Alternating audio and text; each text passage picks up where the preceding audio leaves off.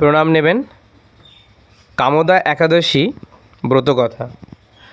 28শে March শনিবার নাকি 29শে March রবিবার, এবং জানব তার পরের দিন পারণের কথা।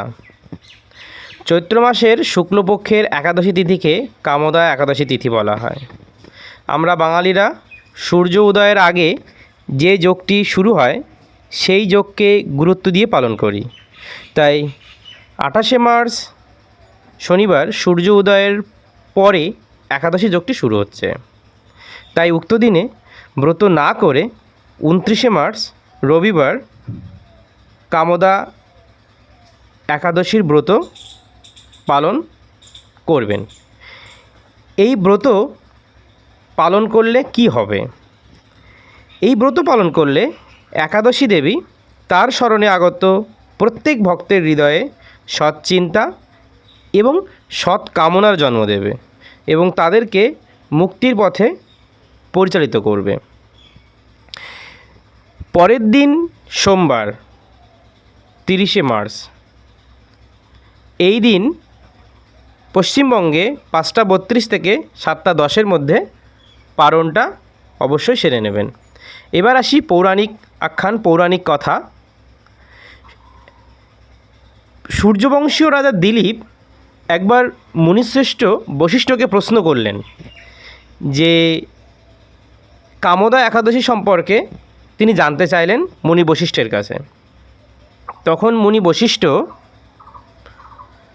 রত্নপুরের রাজা পুণ্ডরিকের কথা জানালেন যে পুণ্ডরিক ছিলেন বিষ্ণু ভক্ত এবং ধার্মিক প্রকৃতির। সঙ্গীতপ্রিয় রাজা একবার এক অনুষ্ঠানের আয়োজন করলেন, আর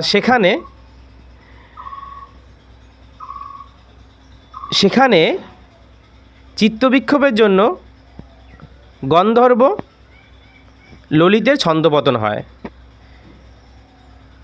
তখন তারা অভিশাপগ্রস্ত হয়ে পড়ে, অভিশাপগ্রস্ত হয়ে পিশাচে রূপান্তরিত হয়। সেই সময় সস্ত্রীক পাহাড়ে প্রান্তরে নানা জনপদে ভ্রমণ করে অশেষ যাতনা স্বীকার করে বিন্ধ্যাচল পর্বতের শিখরে পৌঁছলেন এবং সেখানে দর্শন হলো শৃঙ্গমুনির সাথে। আর তারই পরামর্শ অনুযায়ী ললিত এই একাদশী ব্রত অর্থাৎ কামোদা একাদশী ব্রত পালন করে। তার ফলে ললিতের পূর্বরূপ ফিরে আসে এবং শেষ দৈব কৃপায় বৈকুণ্ঠ লোকে গমন করে।